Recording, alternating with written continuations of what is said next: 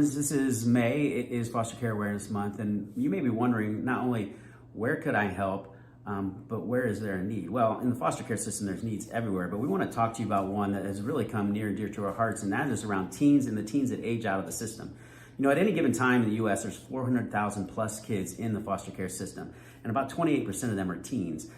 Once they hit about age 16, only about 5% of them will actually ever end up adopted into a forever family. And so we start to see a lot of things happening to these children that end up aging out of the system, that no longer have the support of the system and are then put out on their own as adults. What we see is that there's over 23,000 kids every year that age out of the DCS system. Of those 23,000, 20% will become instantly homeless. 25% will become instantly incarcerated for doing some sort of crime.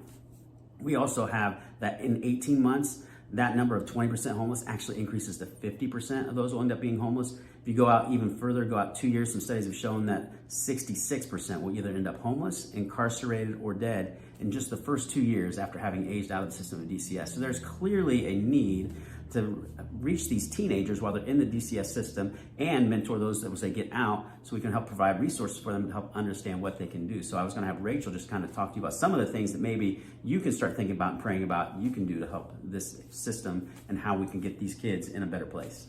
Yeah, thanks. So guys, as you look and feel the pull on your heart towards looking more into foster care, adoption, or even just mentorship, there are many opportunities that are available. Whether you move through the government system or an agency that you can foster or adopt, even the opportunity to come alongside these kids who have never had it modeled for them to have a family, just need a family to come in, invite them in for dinner, spend time with them, have those conversations that they didn't get modeled for them. How can they just come and have a meal? How can they come and have a family that they start to get to know that they can go to on holidays? Or what if your car breaks down? And not knowing who to go to opens up the opportunities. These kids suddenly are moved in a trajectory that they don't even know how to get up and get their head above water.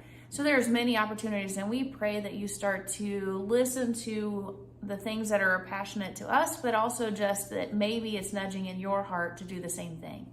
Come alongside these kids, start to develop relationships and look at communities in your area where you can come along and just mentor these teens and start to be that extended family for them.